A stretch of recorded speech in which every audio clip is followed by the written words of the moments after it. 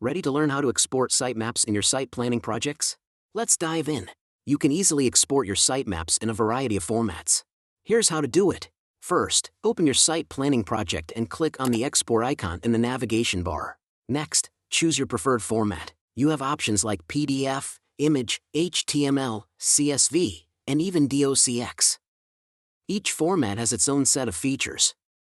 For PDFs, you can select the page size and orientation, add header info like the date and sitemap name, and choose if you want to include diagrams or comments.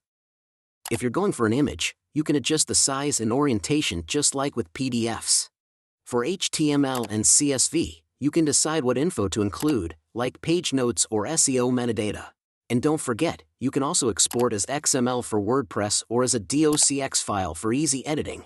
Plus, there's an option to bundle everything into a website-ready package. Exporting your sitemaps is super simple. For more information, please visit our support site. Thanks for watching.